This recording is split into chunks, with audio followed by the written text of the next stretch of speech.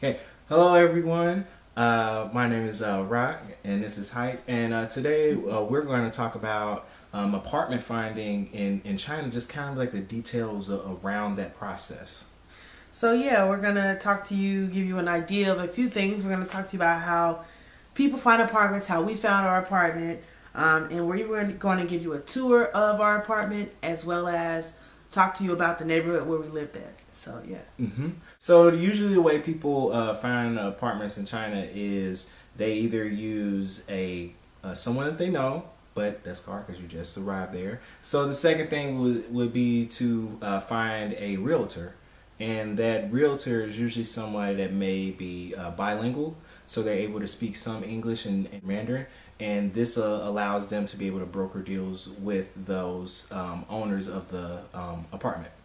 Yeah, so you end up paying a fee to them when you finally do find the apartment, and it's usually based on how much the rent is for that place. So if the rent for your apartment is 8,000 RMB, which is like $1,200 US a month, then you would end up paying about either half of that or even that whole amount in a fee to the realtor, depending on their pricing and what they want to do for you, basically. So, so that's basically the way people find apartments, and it's very much like what you would think. You see a bunch of places, and then you kind of go from there. So now we're going to talk about our experience finding our apartment. So yeah, and so when you're looking to find an apartment, there isn't a computer screen.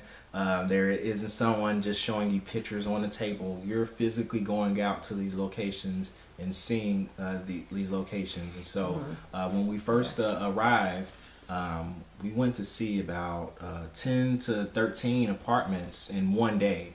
So yeah, we were walking, we're going upstairs, we're going up elevators, we're going back down those things, walking Sweating. throughout the city. Yes, sweat because Okay, it's July. Yeah, it's 90 degrees outside. We're in Southeast Asia, so it's very hot. But yeah, we saw about 10 to 13 apartments in one day. Yeah. So, it was a super long day, and we finally ended up getting our apartment, right? At like the very last apartment we saw ended up being the one we chose. It was so funny because she finally was like, yeah, well, actually, this is the same apartment that I actually live. So our realtor lives at the same apartment complex that we lived at. So it was like, go figure, why didn't you just show us the place you were living in the beginning? Because then we've already just said yes instead of looking at all these other places and all this other crazy. In China, what do you get as a part of your apartment? One of the things that you will be surprised by is that apartments are furnished in China. So you usually talk with the person, and they kind of go over what is furnished, but that's usually a little bit later. But initially, just when you're going in and going on tours, the apartment is furnished. So it kind of gives you an idea of somewhat of the space until you add your own items in. Yeah, so definitely furnished. You usually tell the person like requirements that you have, how many bedrooms and bathrooms you have, how much money you would like to pay theoretically, how many people are going to be living there, all those kind of things to help the actual landlord of the property feel comfortable renting to you. But yes, there are furnished properties, and part of the reason for that is because a lot of Chinese people use public transportation for their transportation. So to move a bunch of furniture around is not easy, nor is it convenient. But also that it's very, very cheap to get furniture made in China, especially in the Guangdong region where we were living. So a lot of people are getting furniture made very cheaply for their own their own property. So they don't put that burden on the renters most times in China. Unless you want like a custom furniture or you own your apartment or something, you will just be using whatever they put in the apartment.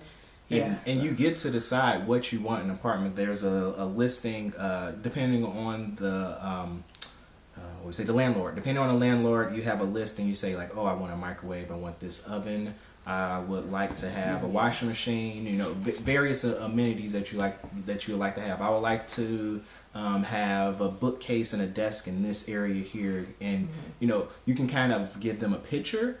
Because you're not really communicating much with words, but you can kind of give them pictures of things that you're looking for, and the realtor can kind of convey that to the landlord, and then that gives them an idea of what to put in the space, aside from what they already have there. Yeah, so in terms of our apartment was furnished with all the furniture that we desired because it was brand new, so we got everything brand new, which was super, super great. I mean, if you know anybody that's ever lived in China, or if anybody's that's ever lived in China has watching this video, they know how great it is, and that know that furniture, that you're the first person that has ever slept or sat or whatever on that furniture, ate on that table, etc. Yeah, Raphael, I guess you'll start off the tour. Yeah. So going into our apartment, you open that door, walk in, and there's a little foyer, and immediately you can see the marble floors throughout the apartment. The walls, neutral tone like a beige or white. But you walk in, huge living room space. We have like the living room area that leads to the kitchen behind us on the right hand side. But as you kind of walk in, this is like the huge living room area, and it leads out to the patio. And from that patio, you can kind of get a little bit of a view of the city. Yeah, that was the front part of the house, and then we have the kitchen. And attached to our kitchen, you have a wash bay. So in Asian countries, instead of a washer machine being located inside your apartment, your washing machine is most likely going to be on a patio or in some sort of open air space, so that if there's any leaks or you need to dry clothes, you hang them out to dry. There's not actual clothes dryers in most Asian countries. They mostly hang dry their laundry, and we did our whole time there as well. So as you come through the living room, you can then head down the hallway, and we had a 3-bedroom total apartment. So on the right side, there was the guest bathroom as the first door on the right. The next door on the right was a smaller kind of childlike bedroom that we used for an office. And then on the left side, you had another bedroom. It was like a medium-sized bedroom. And then the back, you had our bedroom, which was like the master bedroom. And it was pretty big. We had our own bathroom in there as well, stand-up shower. But yeah, mahogany wood throughout and marble floor. So we're gonna, we were able to host a lot of people over. And each room had air conditioning. Yeah, that was important. And the air conditioning units are different from how we have them here in the States. They have like a huge outside unit. And there's tubes that connect to the other units within the apartment. So there's one large outdoor unit, and then there's other feeder units that use the air to bring the air into the apartment. It's not exactly central air, I would say. It's definitely not central air, but what it is that it's multiple units, and they all are kind of thin, long boxes that have a flowing stream that can be changed with this, one kind of fan rotor thing that they have there. In terms of the neighborhood we lived in, I mean, we couldn't have picked a better location in the city, honestly. Centralized. We lived in the new, I would call it the new downtown of Guangzhou. Guangzhou's probably had many downtowns, but this was like the main downtown area where the central business district was. I mean, where everybody was living in. So it was pretty nice, very accessible. We were like 10-minute walk from like the downtown area. So if we wanted to get on a bike share or if we wanted to walk, it was less than 20 minutes, and we were in the area where most of the expats would either work or go for entertainment. Actually, the area where we lived at was kind of a Chinese village before it was Yangji where we lived. So we got to see temples every day. There were temples right outside of our apartment, and we got to see a lot of rituals and things like fireworks and drums and all kind of different cultural events on a regular basis. The complexes, they had their own sense of community, depending on where you went. Like some of the people, they may have known each other, especially in ours, because we had two sides, an A side and a B side.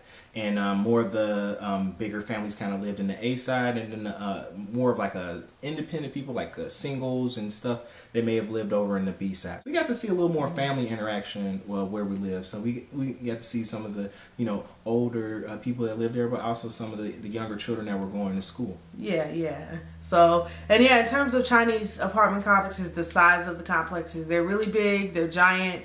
I would say any complex probably had at least I would say a minimum of like maybe 5,000 residents. But I mean, the biggest complexes in China can have upwards of 50,000 residents in one apartment complex. So the buildings will have, something like 42 different floors, and on each one of those floors there might be 20 units.